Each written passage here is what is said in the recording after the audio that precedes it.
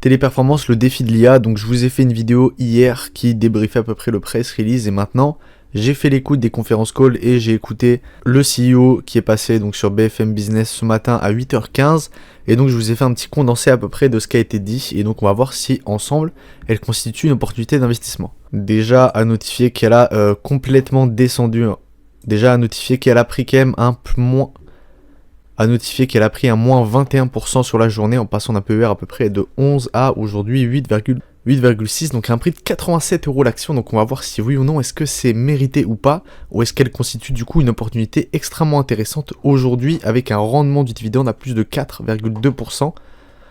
Donc là ça n'a pas été ajusté, là on est sur la présentation et donc on va aller tout de suite regarder un petit peu donc ce qu'on nous dit avec les key figures. On nous dit qu'effectivement il y a une baisse donc dans le main core business, l'année de l'efficience, donc on voit à peu près sur tous les produits, et ensuite la fintech, crypto, régionale, banque, etc.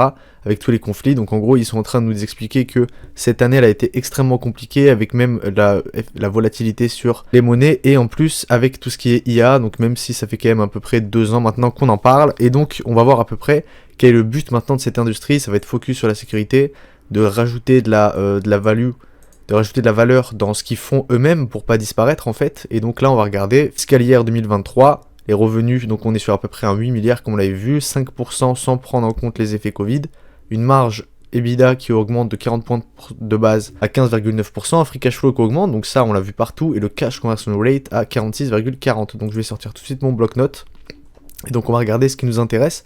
Donc les résultats 2023, donc ça c'est ce qu'on a vu, l'acquisition de Majorel qui permet donc une présence bancaire dans le luxe, dans la fintech et dans l'assurance. Donc ça on va le voir quand même un tout petit peu plus bas. Voilà, à ce niveau-là, vertical increase penetration avec donc l'acquisition de Majorel qui donc nous double notre présence donc dans les business scalables ou dans lesquels on est déjà présent. Ensuite, une position beaucoup plus importante en France et en Allemagne. Et le plus gros player en Afrique. Donc potentiellement, ça peut être intéressant pour eux. Maintenant, on va continuer à regarder un petit peu. Donc ça nous ferait des acquisitions en tout, des synergies qui arrivera à 10 milliards de CA, 2 milliards d'EBIT. Et donc en 2026, à peu près 150 millions de synergies attendues pour seulement 50 millions de coûts d'intégration. Et donc on serait sur une augmentation sur l'année de 5,1% pour TEP en excluant les contrats Covid et de 5,5% pour Majorel. Voilà, donc là on a ce que je vous ai dit, implementation cost 50 millions et peut-être encore 50 millions en 2025, donc seulement 50 millions de bénéfices dessus, et donc on voit à peu près sur quoi est-ce qu'on va faire des synergies. Et donc là ensuite on va nous expliquer un petit peu plus qu'est-ce que c'est les spécialisés de services, parce que c'est vrai que on voit que ça augmente pas mal mais on sait pas trop ce que c'est. Donc on va voir que le premier c'est le Language Line Solution. Donc de quoi on va parler, ça va être voilà, ça va être intégré surtout pour du personnel civil, donc la police, la justice, la santé et la finance, donc surtout aux États-Unis, c'est là-bas leur plus gros marché. On voit aussi que, par exemple, donc il y avait quelques exemples qu'ils ont notés, donc l'arrestation d'une personne, par exemple, avec la police, qui ne parle pas la langue, et ben en fait, c'est beaucoup plus simple qu'utiliser Google Traduction ou qu'utiliser une IA. Et pareil pour l'embauche d'une personne qui ne parle pas la langue, donc par exemple, ils nous prenaient le cas en Inde, quand ils ont dû recruter, donc ils ont eu cette implémentation-là. Quand ils ont fait l'acquisition en 2016, donc de 2016 à 2024, ça a augmenté d'environ 13% de CA par année, donc là, c'est ce qu'on voit ici, et donc on parle de toute la catégorie spécialisé de service, c'est surtout voilà Language Line Solution, l'un des 5 spécialisés de service growth, et donc on voit à peu près 13% de 2016 à 2024 qui nous donne un total de 164% d'augmentation sur à peu près moins de 8 ans. Ensuite ils vont nous donner à peu près les autres places sur lesquelles ils sont positionnés, donc PSG Global, ça je crois que c'est le deuxième si je me trompe pas.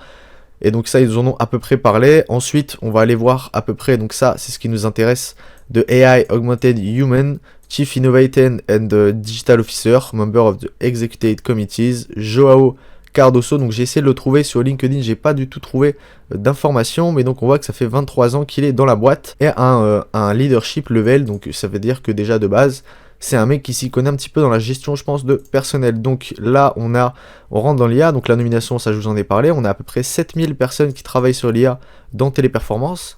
Et donc là, on l'avait ici, 25 000 bots qui ont été déployés, qui sont l'équivalent d'à peu près 150 000 employés, avec le déploiement de TP Infinity. Donc TP Infinity, c'est quoi? C'est à peu près 1000 consultants, donc c'est pas des gens qui travaillent pour Téléperformance, c'est donc des consultants, Téléperformance les paye à la facture, etc.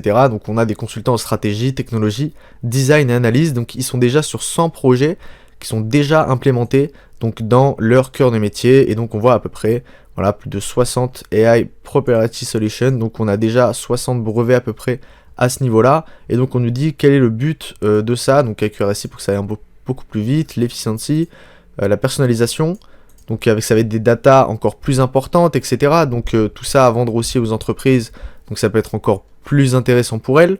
Donc finalement on voit que l'IA ça pourrait être quand même quelque chose. On voit à peu près à ce niveau-là tous les TP, donc toutes les boîtes dans lesquelles ils ont fait des segments pour l'IA, et donc on voit à peu près GenAI, plateforme, augmentation employees, et donc on voit la classification, etc. Donc ça va être des choses qui vont être utiles pour les management et pas forcément en fait, comme vous pouvez l'entendre, donc ce matin sur le CEO qui nous disait mais en fait on n'est pas simplement un conf call comme dans les années 90 où juste on appelle des gens pour leur vendre des trucs. C'est ça qu'il faut aussi se rendre compte, c'est plus du tout ce genre de compagnie. Ensuite, on va aller sur les guidance 2024. Donc, ils vont nous dire à peu près que le premier semestre, il devrait être flat. Pas trop de croissance sur le premier semestre, donc les 2 premiers trimestres. Et ensuite, sur le deuxième, on a potentiellement une accélération. Donc ça, si ça fait un moment, donc vous suivez ma chaîne, vous avez vu que les saisons des résultats, quand même, on avait beaucoup d'entreprises qui étaient assez mitigées, assez conservateurs sur leur premier semestre et qui voyaient une accélération tendancielle, c'est-à-dire une fin de cycle et donc le début d'un nouveau d'ici 6 à peut-être 12 mois. Ensuite, ils nous disent qu'à peu près, leur marché pourrait augmenter d'à peu près 2% par an. Et donc, Téléperformance fait à peu près mieux que ses concurrents, mais ne donne pas de chiffres à peu près. Donc, on n'est que sur des données. À part, ils nous donnent quand même un petit chiffre à ce niveau-là. 5% d'augmentation de TP si on exclut Majorel. Et ensuite, entre 2 et 4% si on inclut le coût de Majorel. Et on reste quand même conservateur sur ces augmentations-là. Et ensuite, on a, ça c'est une information à prendre même avec des pincettes, une augmentation de la masse salariale en vent contraire avec l'IA, dans le sens où on continue de recruter des personnes pour l'IA, etc. Donc on nous dit qu'il n'y aura pas de réduction de la masse salariale. Et donc je dis que c'est en vent contraire avec l'IA parce que c'est ce que techniquement les gens ils voudraient aujourd'hui, en se disant bah, si vous implémentez des bots, etc., bah, continuez à faire ça et en fait virez-nous du personnel. Mais c'est pas aussi facile que ça. Donc là ensuite on va être sur à peu près sur lesquels nous on va se baser. Ensuite on va aller voir à peu près les revenus, et donc là ça nous donne une augmentation de 17%, mais là c'est en prenant en compte toutes les informations. Après là c'est Téléperformance en Inde, et donc on voit à peu près les revenus que ça pourrait générer, parce qu'on nous donne une très bonne croissance. Donc ça je l'avais noté, si je me trompe pas, c'est pas dans les Q&A, mais je l'avais noté comme ça dans les Q&A, parce qu'ils en ont parlé. Si on regarde ensuite, donc on voit que la volatilité, c'est ça qui leur a à peu près pêché. Ensuite, j'avais quand même vu quelque chose sur la dette, et c'est ça qui m'intéressait le plus, parce que ça, de toute façon, on connaît déjà, hein, c'est des informations qui sont déjà présentes. Nous, ce qui nous intéresse, c'est aujourd'hui, donc strong cash flow, etc. Voilà, donc ça, c'est la net dette et les leases, et donc on voit à peu près que l'acquisition de Majorel, etc., ça fait augmenter la dette à 4,5 milliards, et donc la net dette sur EBITDA à 2,18. Sachant qu'ils ont à peu près 800 millions, je crois, dans les caisses, donc ce qui nous donne à peu près une dette nette à 3700, c'est ce qu'on voit à peu près dans l'equity. Voilà, net dette, bon là, elle est à 4500, mais donc il faut prendre en compte les 800 millions. Sachant que je pense qu'ils ne prennent pas en compte les lease liabilities depuis la norme IFRS, sachant que ça aussi, il faut le prendre en compte quand on voit un free cash flow de 800 millions. Le free cash flow, il ne fait pas 800 millions, hein. Il y a 200 millions qui sont partis dans les leases. Voilà, ça je vous l'ai montré dans la vidéo juste avant. Et ensuite, donc, on a le balance sheet, etc. Et il n'y a pas forcément écrit quand est-ce que la dette arrive à maturation, etc. Donc nous, il nous avait dit, dans le conference call, c'était 3 à 3,5 ans pour le plus gros de la dette. Voilà, donc net dette exclu lease 3700, c'est ce qu'on a vu à peu près.